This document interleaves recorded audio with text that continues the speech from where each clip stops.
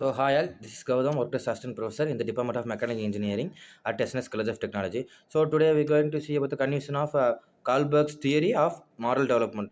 First we should understand the what is Kohlberg theory, then how to understand the growth in morality, and how to we should ethically practice. So, let's see one by one. So, here's the some big questions like how do we sense to what is right and what is wrong. For example, for me, I do one thing which is very right to me but personally, but others perspective it's totally wrong. So we should first identify what is right for country or what is right for individuality. Next, what is wrong for our country or what is wrong for our individuality. So here they are mentioned, then followed by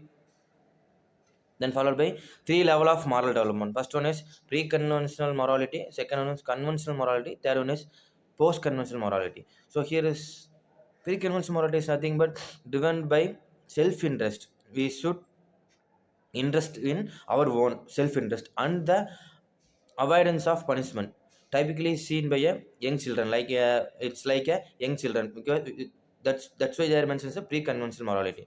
Next one is conventional morality.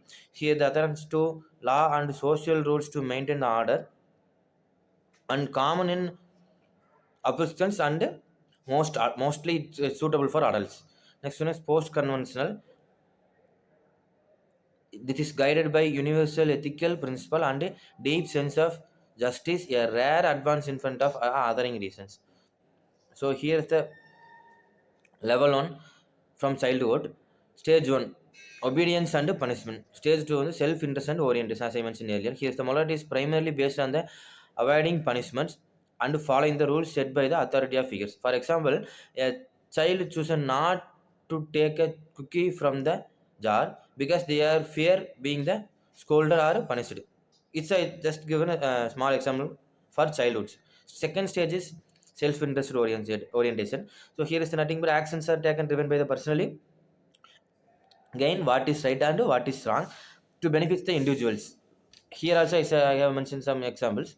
Another next one is second on conventional morality, adolescence and adulthood.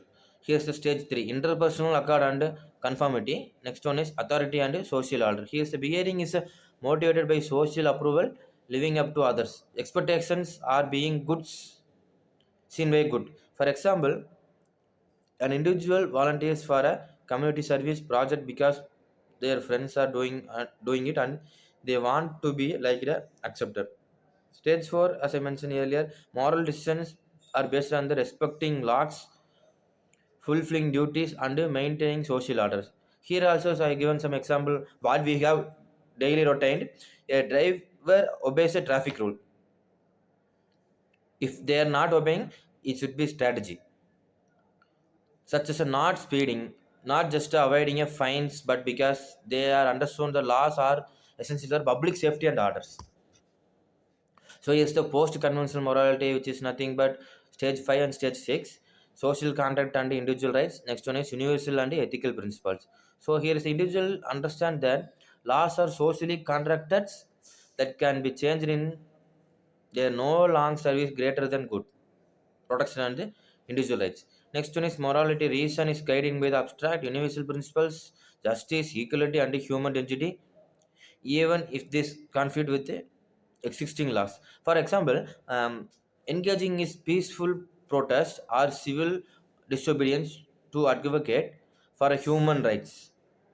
Nowadays, it's very booming. Next one is whistleblower exposed the corruption, sacrificing their career for the greater good, driven by the unwavering believing of the justice.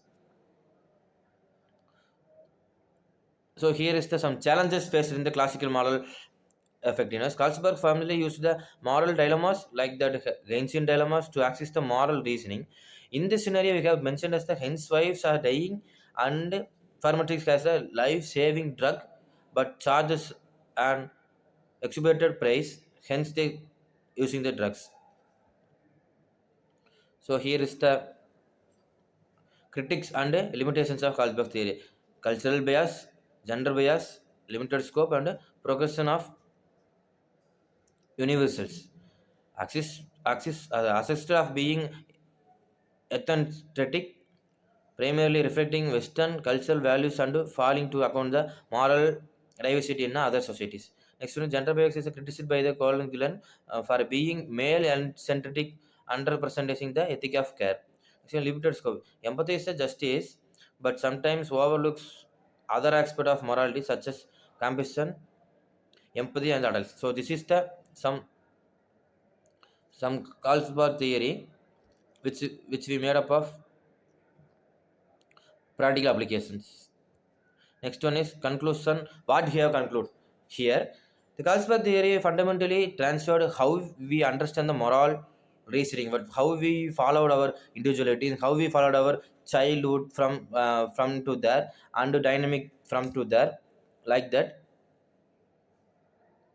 We should explore them all with the proper solution and proper guiding. Thank you. This is some glimpses into overall package of Carlsberg's theory. Thank you.